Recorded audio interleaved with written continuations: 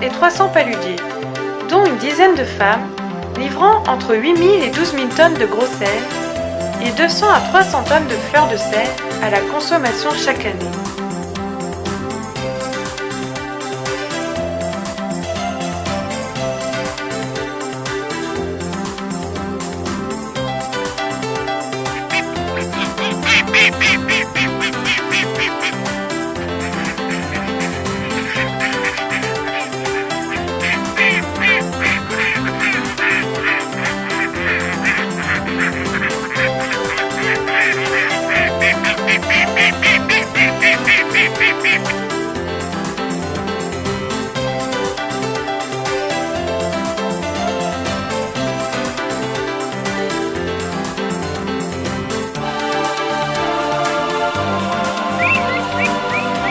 À ses grands et élégants plumages noir et blanc, la Vaucette élégante a un long cou. Son grand bec mince, retroussé vers le haut, est approprié à sa façon de se nourrir. La Vaucette est surtout active à l'aube et au crépuscule, mais elle peut également se nourrir au clair de lune. C'est un grand limicole aux longues pattes, adapté au milieu aquatique.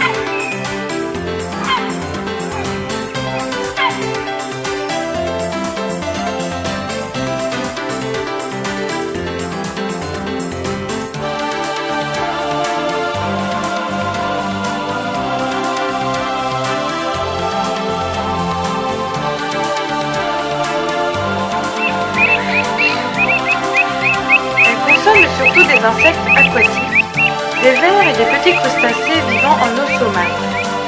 La Vaucette recherche sa nourriture dans l'eau à l'aide de son bec incurvé et très sensible. Sa méthode est originale. Elle entrouvre le bec et écume l'eau en surface. Pour cela, elle manœuvre le bec dans un va-et-vient latéral tout en filtrant les aliments. La Vaucette peut aussi basculer comme un canard pour chercher sa nourriture en eau plus profonde. Jusqu'à ce que son bec soit nettement retroussé, le jeune se contente de picorer.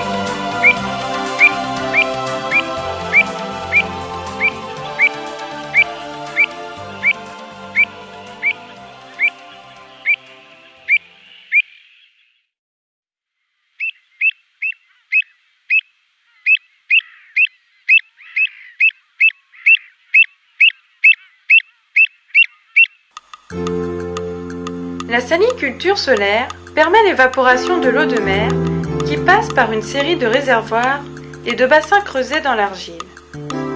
On parle ici de vasières, salines, phares et adernes. La cristallisation du sel s'opère dans les œillets situés au cœur de la saline.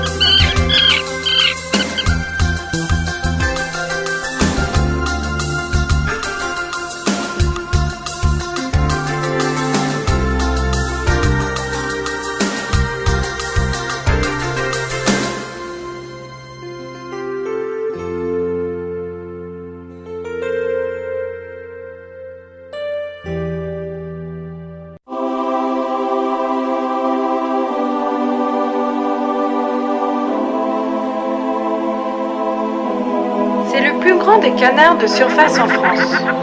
On peut rencontrer le tadorne de Belot, le long du littoral où il fréquente surtout les côtes marines plates, sablonneuses ou vaseuses. Mais on peut également l'observer au bord des lacs salés proches des embouchures ou des estuaires. Il affectionne aussi les dunes herbeuses.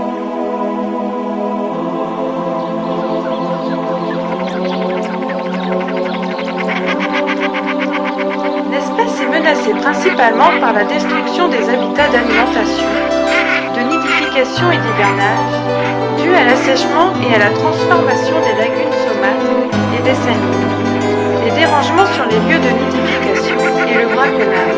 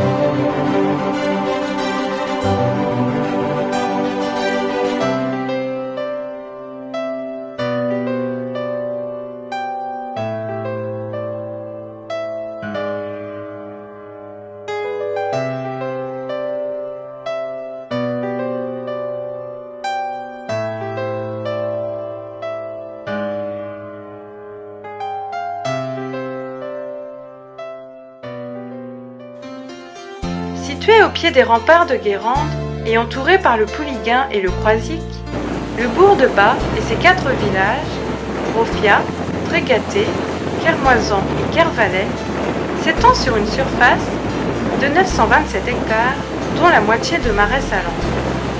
Le nom de Bas, Bourg-Bas en breton, dont le sens n'est pas établi, est sans doute comparable à celui de l'île de Bas, Ouaneba, dans le Finistère. De plage en plage, de baie en crique, le sentier des douaniers vous guidera tout au long d'un parcours restauré et sécurisé, dans le plus grand respect de l'environnement et pour le bien-être de tous. Il suit la grande côte du Pouliguen au Croisic. Il mènera vos pas vers les vestiges du passé. Le menhir de la Pierre Longue est l'ancien port sardinier du port Saint-Michel. Du haut de ces falaises, vous découvrirez des rochers taillés par l'homme, façonnés par la mer. Souvent malmenée par les tempêtes, la digue du port Saint-Michel offre le prestigieux spectacle de ses geysers d'écume quand les vagues s'y brisent.